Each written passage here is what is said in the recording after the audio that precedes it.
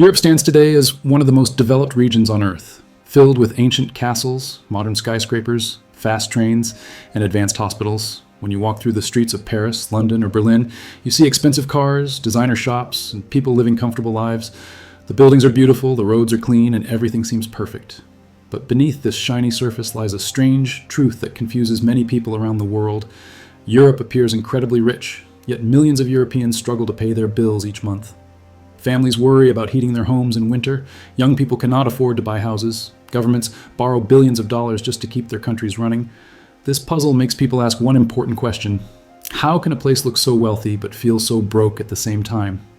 The answer to this question takes us on a journey through history, economics, and the hidden costs of building a modern society. Europe did not always look this way, and understanding how it got here helps us see why its people feel poorer than they should. The golden age that built everything. To understand why Europe feels broke today, we must travel back in time to when Europe was truly becoming rich. During the 1800s and early 1900s, European countries became the most powerful nations on Earth. They built factories that made steel, cloth, and machines. They constructed railways that connected every city and town. They sent ships across oceans to trade with every continent.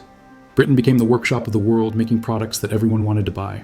France created luxury goods that defined elegance and style.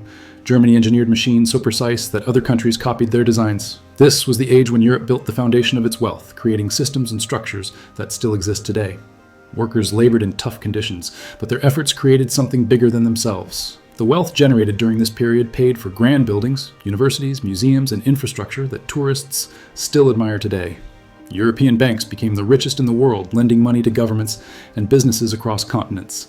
This golden age created the image of Europe as a land of prosperity and opportunity, an image that continues to shape how the world sees Europe even now.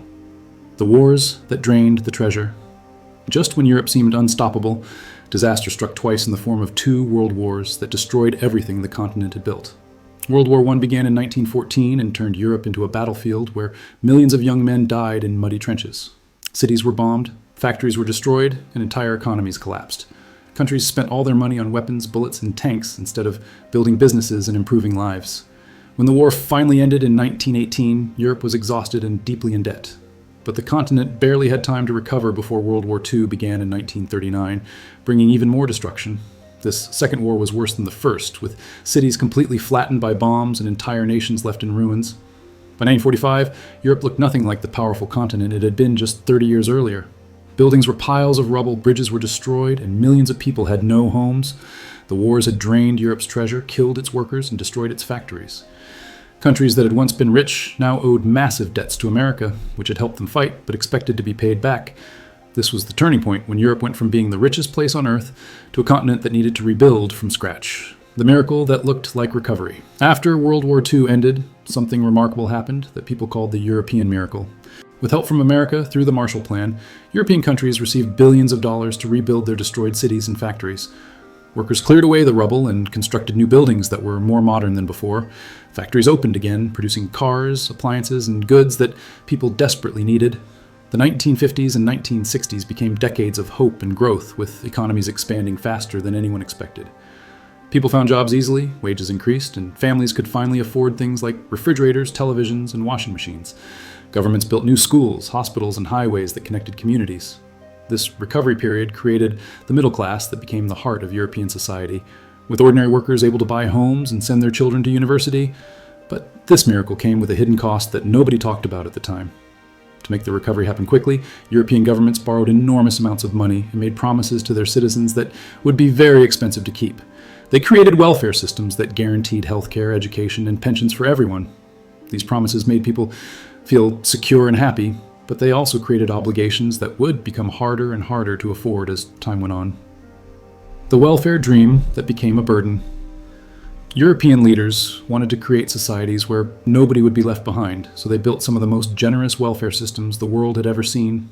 In countries like Sweden, Denmark, and the Netherlands, governments promised to take care of citizens from birth to death. If you lost your job, the government would pay you while you looked for work. If you got sick, healthcare was free. When you grew old, you received a pension to live comfortably. Students could go to university without paying huge fees. These systems made European countries wonderful places to live, and people from around the world admired this model of caring for everyone. But creating this dream required enormous amounts of money every single year. Governments needed to collect high taxes from workers and businesses to pay for all these services. At first, this worked well because economies were growing and lots of people had jobs that paid good wages. The money coming in through taxes was enough to cover what the government spent on welfare.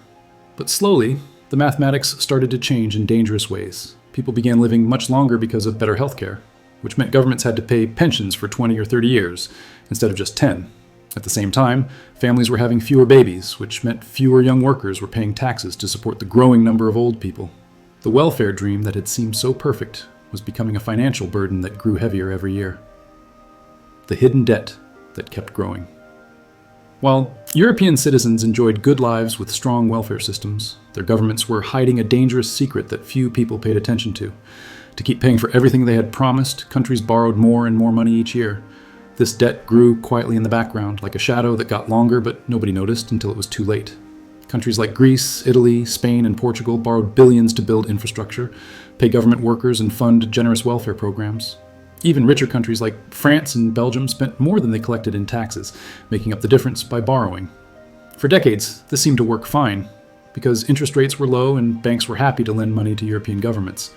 Politicians liked borrowing because it let them give citizens what they wanted without raising taxes, which would make voters angry. But debt works like a trap that closes slowly.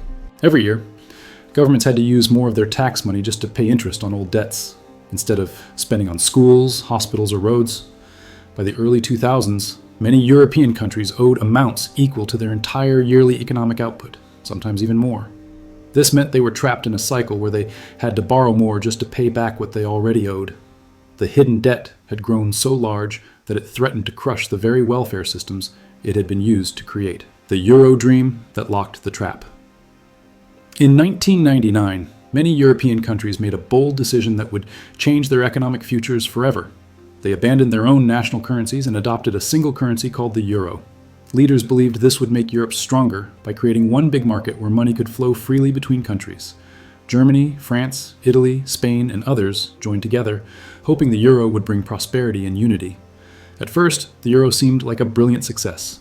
Trade between countries became easier, and people could travel across borders using the same money everywhere. Businesses expanded into new markets, and investors poured money into countries that had previously seemed risky. But the euro also created a problem that nobody fully understood at the time. When countries had their own currencies, they could adjust the value of their money to help their economies grow or recover from problems. If a country faced hard times, it could make its currency weaker, which would make its products cheaper for other countries to buy. This would help factories stay open and keep people employed. But with the euro, this option disappeared completely. All countries were locked into using the same currency, which meant strong countries like Germany and weak countries like Greece had to use money that worked very differently for their economies. Germany made products that everyone wanted to buy, so the euro helped it grow richer. But countries like Greece and Spain could not compete at the same level, and they could not adjust their currency to help themselves. The euro dream had locked these countries into a trap where they could not use the old tools that had helped them survive economic troubles in the past. The crisis that revealed everything. In 2008, a financial earthquake began in America when banks collapsed because they had made too many bad loans. This earthquake sent shockwaves across the ocean to Europe, where banks had also taken huge risks and borrowed too much money. European banks started failing, and governments had to spend billions to rescue them to prevent total economic collapse. This was when the hidden problems of European debt suddenly became impossible to ignore.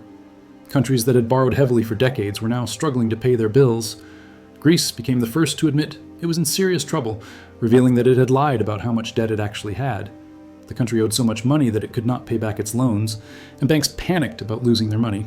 Soon, Ireland, Portugal, Spain, and Italy also faced severe problems, with borrowing costs shooting up as investors lost confidence.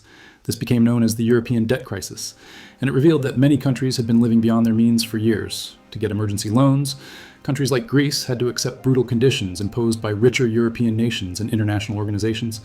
They were forced to cut government spending dramatically, reduce pensions, fire public workers, and raise taxes. These measures caused terrible suffering, with unemployment reaching 30% in some places, and young people having no hope of finding jobs. The crisis revealed that Europe's wealth had been partly an illusion built on borrowed money, and now the bill was coming due in the most painful way possible. The austerity pain that divided societies. To deal with their debt problems, European governments implemented policies called austerity, which meant cutting spending and raising taxes to balance their budgets. Leaders believed this was necessary medicine, even though it tasted bitter and caused pain throughout society. Countries reduced funding for hospitals, closed schools, cut salaries for teachers and nurses, and reduced welfare benefits that people had depended on for generations. In Greece, pensions were cut by 40%, leaving elderly people struggling to buy food and medicine. In Spain, millions of young people could not find work, no matter how hard they tried. In Italy, businesses closed because nobody had money to buy anything. Austerity created a strange situation where Europe looked rich to outsiders who saw the old buildings and infrastructure, but inside, people felt poorer than their parents had been. Families who had enjoyed comfortable middle-class lives suddenly worried about paying rent and buying groceries. The social contract that had promised security from cradle to grave was breaking down, and people felt betrayed by leaders who had made promises they could not keep. Anger and frustration grew as citizens watched their living standards decline while being told their countries were still wealthy and developed. This contradiction between appearance and reality created deep divisions in European societies, with young people especially feeling that the system had failed them and stolen their futures, the aging problem that cannot be solved. Beneath all the debt and economic problems lies a challenge that makes everything else harder to fix. Europe is getting old faster than any other region in history, and nobody knows how to solve this problem.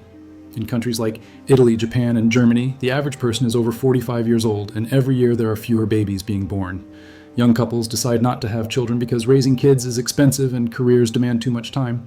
This creates a demographic time bomb that explodes in slow motion. Every year, more people retire and start collecting pensions, while fewer young workers enter the workforce to pay taxes that fund those pensions. Healthcare costs explode because old people need more medical care, more medicines, and more support services. Governments face impossible mathematics where they need more money coming in but actually get less because the working population is shrinking.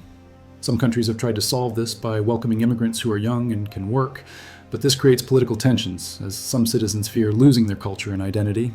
Other countries have tried to encourage families to have more babies by offering money and support, but these programs cost a lot and do not work quickly enough to solve the problem. The aging of Europe means that even if governments fix their debt problems and reform their economies, they will still face a future where fewer workers must support more retired people. This mathematics works against prosperity and makes it nearly impossible to maintain the generous welfare systems that defined the European model for so many decades. The energy trap that costs everything. Europe faces another hidden problem that makes it poorer than it should be. It depends on other countries for the energy that powers everything. Unlike America, which has vast oil and gas reserves, or Russia, which exports energy to the world, most European countries must import the fuel they need to heat homes, run factories, and generate electricity. This dependency costs hundreds of billions of euros every year, money that flows out of Europe and into the pockets of oil-producing nations. For decades, European countries relied heavily on cheap natural gas from Russia, which seemed like a smart economic decision because it was affordable and reliable. But this created a dangerous vulnerability that became obvious when political tensions turned Russia from a partner into an adversary. When energy prices spiked and supplies became uncertain, European countries faced a crisis that threatened to shut down industries and leave people freezing in winter. Governments had to spend enormous sums to buy expensive energy from other sources and to help citizens pay their heating bills. Europe has tried to solve this problem by investing in renewable energy like wind and solar power, and countries like Germany have built thousands of wind turbines and solar panels. But renewable energy comes with its own costs and challenges, requiring massive investments in infrastructure and creating new problems when the wind does not blow or the sun does not shine. The energy trap means that Europe must constantly spend huge amounts of money on something that many other regions get cheaply, making European industries less competitive and leaving less money for other priorities. This is one more reason why Europe looks rich but feels broke, because so much wealth flows out to pay for basic necessities instead of building a better future. The competition that Europe is losing. While Europe struggles with debt, aging populations, and energy costs, the rest of the world has not stood still waiting for Europe to solve its problems. New economic powers have risen that compete directly with European industries and make it harder for Europe to stay wealthy. China has become the factory of the world, producing everything from smartphones to solar panels more cheaply than European companies can match. American technology companies like Apple, Google, and Amazon dominate the digital economy, creating wealth and jobs that Europe cannot replicate despite having educated workers and good universities. Even smaller countries in Asia like South Korea and Taiwan have mastered advanced technologies like semiconductor manufacturing that Europe now depends on but cannot produce efficiently itself. This competition makes it harder for European workers to find good jobs because companies can move factories to places where labor costs less and regulations are lighter. Young Europeans with engineering degrees sometimes struggle to find work in their own countries, while companies in Silicon Valley or Shenzhen are hiring thousands. Europe invented many of the technologies that power the modern world, from the automobile to the jet engine, but somehow lost its edge in turning inventions into successful businesses. Part of the problem is that European countries remain divided in many ways, despite the European Union, with different languages, regulations, and business cultures, making it harder to create companies that can compete globally. Another problem is that European governments regulate businesses heavily to protect workers and the environment, which sounds good but makes it expensive and complicated to start new companies or try innovative ideas. The competition that Europe is losing means that wealth creation happens more slowly than in other regions, leaving less money to pay for the expensive welfare systems and debt obligations that Europe committed to in easier times. The youth who cannot afford dreams. Perhaps the saddest part of Europe's story today is what has happened to young people who grew up believing they would have better lives than their parents. In countries like Spain, Italy, and Greece, youth unemployment has reached levels that previous generations would have found unbelievable.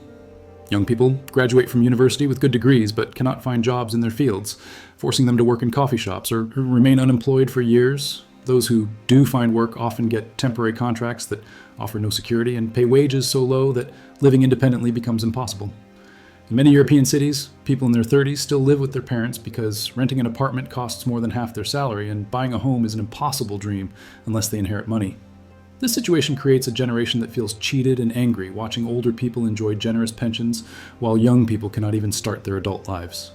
The social contract that worked for previous generations has broken down completely for today's youth, who pay high taxes to support welfare systems they doubt will still exist when they grow old. Many talented young Europeans leave their countries to find opportunities in America, Canada, or Australia, taking their education and energy to places that offer better futures. This brain drain makes Europe's problems worse because the people who leave are often the most ambitious and skilled, exactly the people Europe needs to compete in the modern economy. The youth who cannot afford dreams represent Europe's failure to pass prosperity from one generation to the next, breaking a promise that had defined European society for decades. The conclusion that holds the mirror. Europe today stands at a crossroads where its past wealth and current struggles exist side by side in uncomfortable tension.